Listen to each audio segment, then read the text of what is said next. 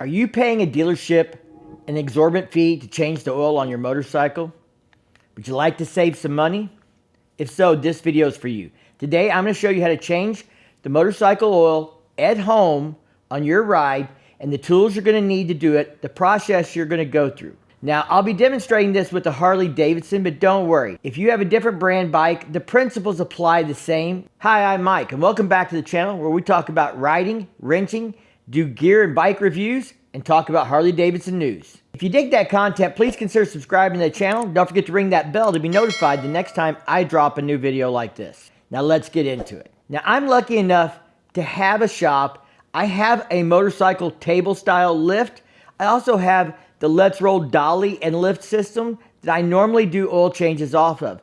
But last week, I did an oil change on this bike right here on this floor. We also did one on Steve's 2024 Lowrider ST right there on the floor in this garage. You don't have to have a garage. You can do it in your parking lot, at your apartment. You can do it on the sidewalk in front of your house. You can do it in your driveway. The reason I wanted to do this video is because one of my members in my audience commented back on one of my oil change videos or maintenance videos that they were paying over $500 for a 3-hole oil change. Now that's pretty steep in my area. Mostly I see prices from $250 to $300 at independent shops and $300 to $350 at dealerships. My dealership sometimes advertises specials. I'm not casting shade on anybody paying a dealer to do their service. Some people are not mechanically inclined. They can afford to do it and they just prefer to do it that way. And that is absolutely fine. I paid the dealership to do my 1,000-mile service on my 2024 Street Glide. But some of you have commented that there is not a dealership or an independent shop in your area, and you'd like to learn to do this at home. Some of you have commented you're paying too much for oil changes, so this video is for you. Now, people worry about how to do this on the floor, so we're going to talk about a couple of things you can do that can help you that are very affordable. Steve's bike we did on the floor, but we propped it up with a 2x4, putting this under the kickstand to make the bike closer to being straight upright. It still leaned a little bit toward the kickstand, but not a lot. If you do something like that, then you just start draining your fluids. When you do the transmission, the drain plug is typically on the high side, so you may have to get on the bike, stand it up straight, lean it slightly opposite the kickstand, hold it there for a couple minutes to let it finish draining. But you can do it with something as simple as a 2x4. Now on this bike, we did something slightly different. I have several bikes in the shop here, and to get them all to fit, I put wheel chocks on 2x2 sheets of plywood, and I roll the bikes into them, and that helps them stand up straight, and that gives me room for at least an additional 1 or 2 bikes, because I'm keeping 8 to 10 bikes in this shop most of the time, between my bikes, my friends' bikes, and my parents' bikes. This is pretty stable.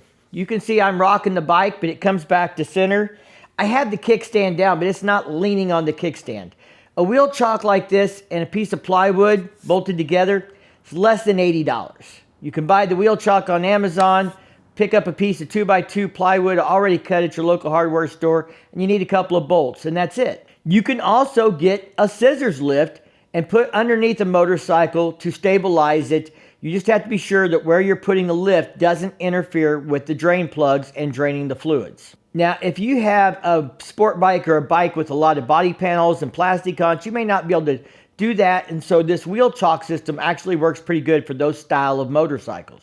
But this isn't required. Generally, you can do it off the kickstand. Having a wheel chock or a scissors lift is a bonus, and I would highly recommend you take the money you save doing your own oil changes and investing that in some better tools if you don't have those things now. All right, you're going to need a drain pan of some type. This one you can get on Amazon for $30 to $35. This will hold all the fluids from a single oil change, and then you can take this to the auto parts store to have your fluids recycled and reuse it. But if you're on a real budget, you can spend $10 on disposable oven roasting pans and a 5-gallon bucket with a lid and use that to drain your fluid into, and then use the bucket to take it to a place to have it recycled or properly disposed of. When I do my oil changes on the Let's Roll dolly and lift, I prefer the disposable oil pan because it fits between the rails on the dolly. I just let them drain into the 5-gallon oil pan, rinse them out with a little brake cleaner, and reuse them. Now, before anybody asks, there will be links to some of these products in the description down below. Some of them I've gotten from Amazon, Those are affiliate links. If you use them, it does help support the channel.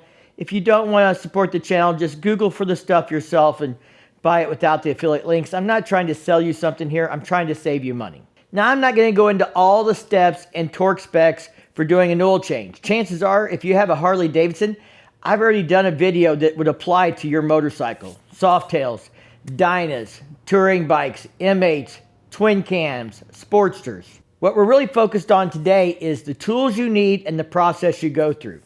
So obviously, you should warm up the bike, makes the engine oil and the transmission fluid drain easier, and then you would drain the fluids. Now, I recommend doing the engine oil first. If you're using one of those disposable pans, don't try and drain all of your fluids into the same pan without emptying it in the bucket. It'll make it too heavy, the pan will fold, and you'll end up having a huge mess. When I buy these disposable pans, you usually get like 2 in a set for $3. So I do the engine oil in one, and then I go let it drain, and I start on the transmission with another one. And then once the transmission is started, I go back and get the pan from the engine oil and put it underneath the front to do the filter. Now, if you've watched some of my videos, you'll see I use a special funnel kit that has a special funnel for filling the primary.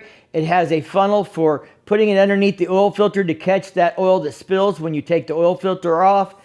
I got a link to that in the description down below, and it includes an oil filter wrench and all those things that kind of go along with that. And it's only like $20. It's really a good investment. It helps you from getting oil all over your floor or something like that, having drip spots and stains and those kinds of things if you are doing this in your own garage. Now, anytime you're removing an oil filter, it's very important to check and make sure the gasket stayed on the oil filter and not connected to the housing that the oil filter screws into. If it's still on there, make sure you peel it off that housing. If you don't and you put the new filter on, you'll have 2 gaskets in there and it will leak. Don't ask me how I know, because I know. I'm telling you, it will leak if you have it double gasketed. Now, another tip before you do the primary on a Harley-Davidson is I recommend you crack all of the derby cover screws, the clutch inspection cover screws, loose before you drain the fluid. There is not an easy way to put fluid back into the primary if you cannot get that inspection cover off to fill it that way. And not all derby covers are T27s, but most Harley derby covers on the touring bikes, some of the older Evos and things like that are all a T27. And guys, if you do not have a Torx bit set, here's a simple $20 set from Amazon, from Lexavon, that includes Torx and E-sockets. All right, guys, now this is a big problem I see with clutch inspection covers on Harley-Davidsons is people use a T25. Most commonly, they're T27s. The modern Softails do use a different size, but if it looks like it's a Torx bit anywhere near a T27, start with a T27. If that fits good and snug, then that's it. If it's too big, go down to a 25. If there's any play at all, go up to a 30. But I commonly find people put 25s in a 27 and round them out, and then you have to drill those out, extract those, because you have to get that clutch inspection cover off to be able to fill the primary again. So again, crack those bolts loose before you drain the fluid in the primary. Once you can get all 5 of them cracked loose, then you're safe to drain the primary, put the drain plug back in when it's done, fill it through the primary, tighten them all back up. Another thing with that derby cover is there's 5 bolts there. You should do it in a star pattern. And what that means is like 1 at the top, 2 is at the bottom to one side or the other. Then 3 would be to the right or left of the bolt at the top. Then you go opposite over 4 and then back down to 5. So looky there. We're drawing a star. That's called the star pattern. Now, while we're talking about the primary, the other important tool you're going to need is a torque wrench. Again, I've been using the Lexavon. I didn't originally have one that did inch pounds. That primary cover is generally in inch pounds. So I bought this 1/4 inch drive one from Lexavon. They're really simple to operate. Turn the knob at the bottom to unlock them. Then you turn the handle here to set the torque specs. Then you turn the knob back to lock it, and it's locked in at that spec. Quite honestly, if you don't have a socket set, you could just buy this and buy a 5/8 if you're doing Harleys. For the drain plugs, they're all 5/8. This goes up from 20 to 200 inch pounds. 200 inch pounds is about almost 17 foot-pounds. And Harley specs on the drain plugs on almost all of the motorcycles I can think of going back for over 20 years is 14 to 21 foot-pounds. So 17 gets you inside of that spec range. Now, I also have a 3/8 from Lexavon. I don't use the quarter for the drain plugs. I do enough work, it makes sense for me to have both. But again, these are like $40 or less each on Amazon. If you're gonna start doing your own work, I would go ahead and get a 3/8 also, because this baby goes up to like 80 foot-pounds. So it gives you a lot more range for when you start doing bigger things on the bike. Now, most of you probably have a basic socket system at home, but if you don't, you can pick one up on Amazon for 30 bucks. If you're really gonna be cheap, again, you could buy a 1/4-inch drive 5/8 and just an extension and use that 1/4-inch drive torque wrench and do all of this with simply those tools and the torque bits. I also happen to use a set of socket hex bits that are in American and metric from Lexavon. Again, I found their tools to be affordable and high quality. I haven't broke any of them yet, haven't had any problems with them twisting, anything like that. Now, somebody out there is going to say, oh, I never torque these to specs, I just tighten them up and it's good enough. And that may be fine for some people, but I'm going to recommend you torque these to spec and you have a torque wrench. I don't want anybody emailing me or leaving nasty comments because they stripped out a hole.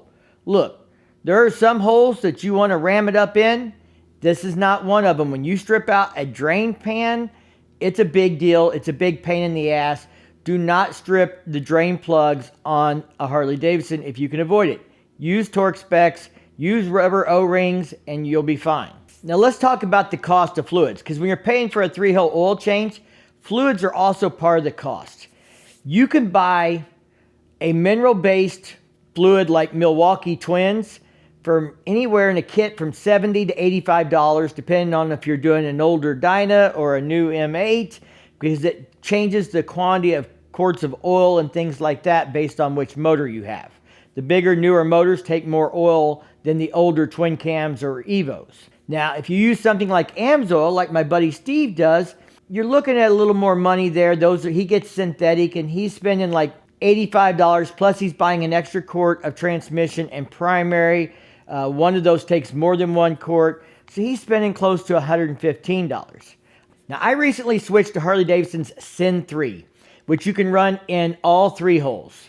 Yes, I said you could put this in all 3 holes. Yeah, I know Professional Monkey already made a joke about all 3 holes recently in a video. So there's some advantages to running synthetic. Generally, it dissipates heat faster, which helps cool the motor down than mineral-based oil. So that's one of the reasons I switched to it in my wife's bike. Hers is completely air-cooled.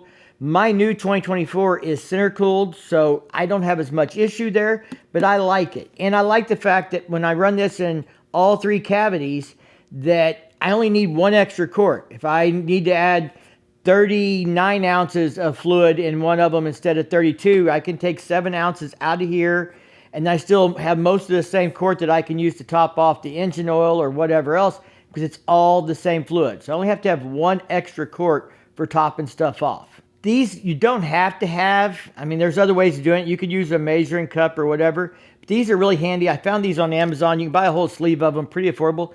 But it's a small cup with gradients on it for ounces.